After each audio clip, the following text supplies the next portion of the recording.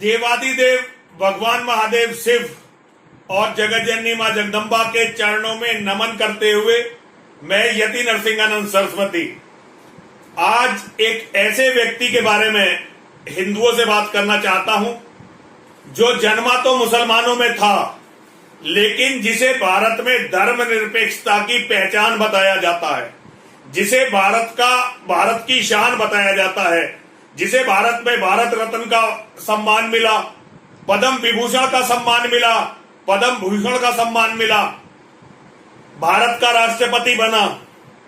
आप समझ ही गए होंगे मैं डॉक्टर एपीजे अब्दुल कलाम के बारे में आज आप लोगों से कुछ बातें करना चाहता हूं, लेकिन उससे पहले जो मैं बातें आपसे करना चाहता हूं वो 10 जुलाई 2017 को सावन महीने का पहला सोमवार था। अनंतनाग जिले में 8:15 बजे 8:15 पर गुजरात के बनाम काठा जिले से एक बस आई थी अमरनाथ की यात्रियों की, और उस बस पर आतंकवादियों का हमला हुआ। उस बस के ड्राइवर का नाम था शेख सलीम गफूर। बस पर सामने से आतंकवादियों का हमला हुआ, लेकिन ये शेख सलीम गफूर को कुछ नहीं हुआ। बस के कुछ यात्री मारे गए, कुछ बहुत बुरी तरह घायल हुए। ये बस बिना सुरक्षा अमरनाथ के यात्रियों को लेकर जा रही थी, और इसका अमरनाथ श्राइन बोर्ड में कोई भी रजिस्ट्रेशन नहीं था। जो लोग अमरनाथ यात्रा के सिस्टम को जानते हैं वो अच्छी तरह से जानते हैं कि बिना किसी षड्यंत्र के कोई भी बस गुजरात से चलकर अमरनाथ पहुंच जाए, ये संभव नहीं है। आतंकवादी हमला हो गया, गुजरात के और महाराष्ट्र के कुछ लोग मारे गए, और सारे मीडिया ने, सारे हिंदू बुद्धिजीवियों ने, यहां तक कि हमारी सरकारों ने उस शेख सलीम गफूर को हीरो बनाकर पेश किया, हीरो बनाकर, और उसे बड़े बड़े इनाम मिले, और बताया गया कि उसने अपनी जान पर खेलकर उन यात्रियों की जान बचाई जो बाकियों की जान बची। किसी ने यह जानने की कोशिश नहीं की कि ये बस बिना श्राइन बोर्ड में रजिस्ट्रेशन के बिना सुरक्षा के लिए कैसे जा रही थी, क्यों जा रही थी, क्या कारण था, और इस पूरे कांड में उस शेख सलीम गफूर की क्या भूमिका थी। भारत में किसी ने भी इस बात को जानने का प्रयास नहीं किया। इसी का नाम है धर्मनिरपेक्षता। यदि ये ड्राइवर किसी जीवित कंट्री में होता, ऐसे देश में होता जहां की सरकारों में हौसला होता और वो अपने नागरिकों के जीवन की कीमत को जानती, तो कम से कम ये जांच तो जरूर होती कि भाई ये कैसे ले जा रहा था बस को बिना परमिशन के। जबकि सब जानते हैं कि कश्मीर में यदि कोई हिंदू बिना फौज और बिना सीआरपीएफ की सुरक्षा के जाएगा तो वो मरकर ही आएगा, बिना मरे आ नहीं सकता। ये तो बच्चा बच्चा जानता है। किसी हिंदू ने सवाल नहीं उठाया, मुसलमान तो उठाते क्यों? और उस ड्राइवर को करोड़ों रुपए इनाम में मिले। धन्य है मेरे देश के हिंदू जो अपने कातिलों को सम्मानित करते हैं और उन्हें धर्मनिरपेक्षता की मिसाल बताते हैं। ऐसा ही मामला अब्दुल कलाम के साथ हुआ है इस देश में। मैं जानता हूं जब मैं ये वीडियो बना रहा हूं तो बहुत सारे लोग मुझे गाली देने के लिए तैयार बैठे होंगे, क्योंकि वो अब्दुल कलाम को भगवान से कम नहीं मानते। लेकिन उन मूर्खों को यह नहीं पता, अब्दुल कलाम ने राष्ट्रपति भवन में एक सेल बनवाई थी। तुम जिसे धर्मनिरपेक्षता की मिसाल बताते हो ना, उस अब्दुल कलाम ने राष्ट्रपति भवन में, और ये आप आरटीआई से मालूम कर सकते हैं कि मैं सच बोल रहा हूं या झूठ बोल रहा हूं। और उस सेल का काम यह था कि यदि भारत में किसी मुसलमान के साथ कोई गलत काम हो रहा है, सिस्टम से कोई गलती हो रही है, तो वो उस सेल में शिकायत करे, और अब्दुल कलाम पर्सनली उस शिकायत को देखता था। इसका एक बहुत बड़ा उदाहरण अफजल गुरु संसद पर हुए हमले का जो मुख्य षड्यंत्रकारी था, उसको जब फांसी की सजा हो गई तो वो ये नहीं चाहता था कि वो राष्ट्रपति को दया याचिका भेजे, क्योंकि उसे लगता था कि दया याचिका का कोई फायदा नहीं है। लेकिन अब्दुल कलाम ने व्यक्तिगत रूप से इंटरेस्ट लेकर अफजल गुरु की पत्नी, उसकी मां और उसके बेटे को बुलाया अपने पास। ये ऑन रिकॉर्ड है, राष्ट्रपति भवन का रिकॉर्ड है, इसे मिटाया नहीं जा सकता। इसे कोई भी हिंदू चेक कर लेगा। और इसके लिए अब्दुल कलाम ने रास्ता बनाया। एक शिकायत अब्दुल कलाम की उस सेल पर आई जो उसने मुसलमानों के लिए बनाई थी। शिकायत आने के केवल 2 दिन के अंदर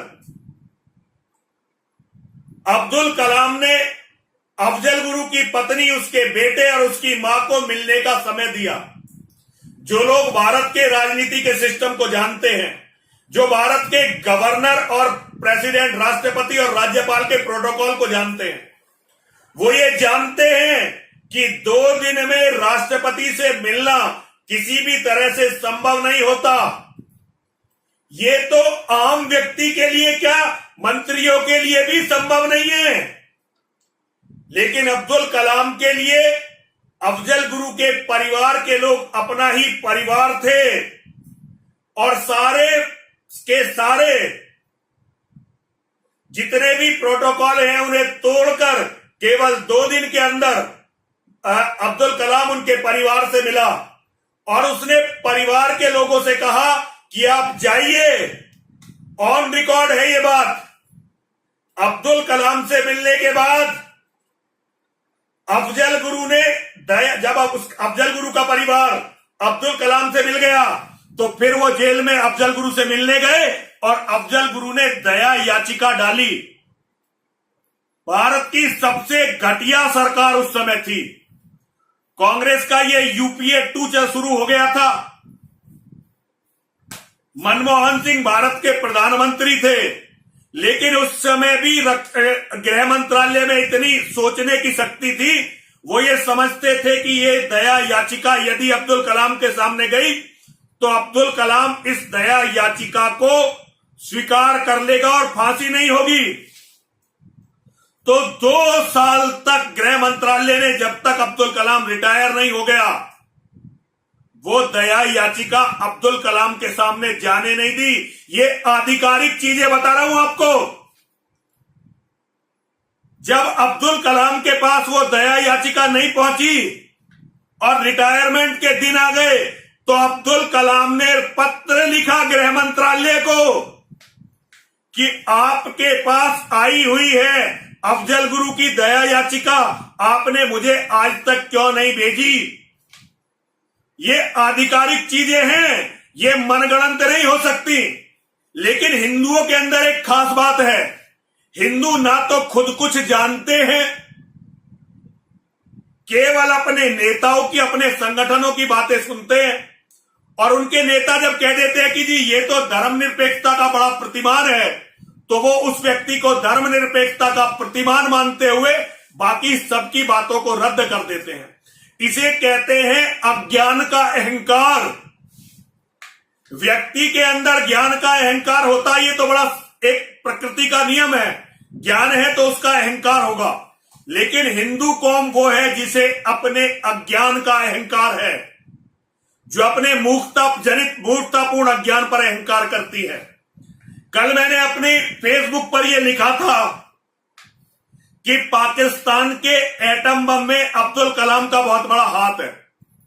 बहुत सारे लोग बिफर गए, कह रहे हैं जी ये तो चीन ने दिया है पाकिस्तान को एटम बम की तकनीक।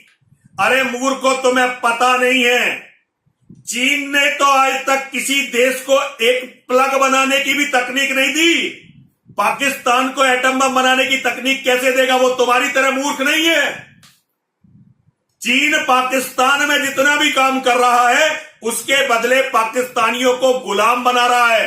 अगर उन्होंने एटम बम दिया होता पाकिस्तानियों को तो अब तक सारा पाकिस्तान वो गुलाम बना चुके होते। वो तुम्हारी तरह भाईचारा नहीं निभाते इन भाईजानों का। वो अपने लोगों को इनका चारा नहीं बनाएंगे, बल्कि वो इन मांसाहारी राक्षसों को निगल जाएंगे। जब अब्दुल कलाम राष्ट्रपति नहीं रहा तो अब्दुल कलाम एक बार अमेरिका गया और अमेरिका में उसकी नंगी करके तलाशी हुई। नंगी करके उसकी तलाशी हुई। भारत में उस समय यूपीए की सरकार थी। मनमोहन सिंह को, सोनिया गांधी को एक मुसलमान का अपमान बहुत बुरा लगा और उन्होंने आधिकारिक रूप से अमेरिका की सरकार को इसकी आपत्ति दर्ज करवाई। इसकी आपत्ति कि भाई ये हमारा पूर्व राष्ट्रपति है, भारत रत्न है, वैज्ञानिक है, आप इसका अपमान नहीं कर सकते। बहुत जल्दी अमेरिका की सरकार ने 124 फाइलें भारत के गृह विदेश मंत्रालय के सामने रखी। उन्होंने कहा तुम्हारे लिए ये व्यक्ति कुछ भी हो, लेकिन हमारी फाइलों में ये आतंकवादी पाकिस्तान का सरपरस्त और पाकिस्तान के एटम बम का फादर है। इस बात को टॉप पर बैठे हुए सभी लोग जानते हैं अच्छी तरह से, लेकिन पूरे देश में आपको ये बात कहते हुए मेरे सिवा कोई नहीं मिलेगा, कोई नहीं मिलने वाला। आज के 10 साल बाद जब मेरी बातों का एनालिसिस होगा, मुझे तो आतंकवादी मार देंगे पक्का, क्योंकि भारत के अंदर हिंदुओं की सबसे कट्टर आवाज यति नरसिंहानंद सरस्वती सारी दुनिया के आतंकवादियों के निशाने पर है। मुझे तो मरना ही है, लेकिन तुम जो लोग मुझे गलत बता रहे हो, कभी मेरे तथ्यों की जांच करके देखना। मेरे तथ्यों की जब जांच करके देखोगे तो सब कुछ फट जाएगा, एकदम किल्ली निकल जाएगी। क्योंकि तुमने जिसको आधार बनाकर यह बताया है कि मुसलमान सबसे अच्छे होते हैं, वो भारत के सबसे बड़े जिहादियों में से एक था, सबसे बड़े जिहादियों में। लेकिन हिंदुस्तान में हम हिंदुओं पर 800 साल की मुसलमानों की गुलामी इस कदर हावी है कि हम मुसलमानों को जबरदस्ती धर्मनिरपेक्ष होने का सर्टिफिकेट देते रहते हैं, उन्हें पैसे देते रहते हैं। कभी भी बहुत सारे लोग कहते हैं कि ये गीता पढ़ता था अब्दुल कलाम, मैं भी मानता हूं गीता पढ़ता था। अरे क्या जाकिर नाइक गीता नहीं पढ़ता? कभी जरा पता करके देखो, दारुल उलूम देवबंद का जो भी विद्वान होगा, जो भी उनका आलिम होगा, जो भी उनका फाजिल होगा, सब गीता और वेद पढ़ते हैं। तभी तो वो जानते हैं कि हमारी कमी क्या है, हमें मूर्ख कैसे बनाया जा सकता है। यदि वो गीता और वेद ना पढ़े तो हमें मूर्ख कैसे बनाएंगे। लेकिन हिंदुओं, ना तुमने इतिहास से सीखा, ना तुमने वर्तमान से सीखा। एक छोटी सी बात बताकर अपनी बात को खत्म करूंगा। 11 सितंबर 2001 9/11 हुआ अमेरिका में। 11 सितंबर 2001। आज अभी पूरे 20 साल नहीं हुए,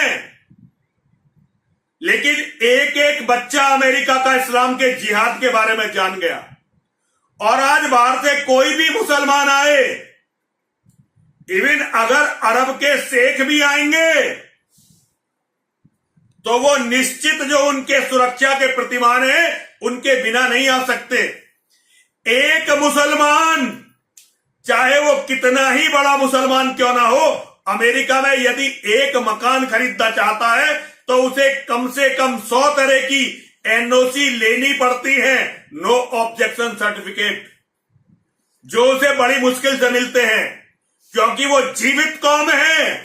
और उनका राष्ट्रपति डोनाल्ड ट्रंप आतंकवाद नहीं बोलता, इस्लामिक आतंकवाद बोलता है।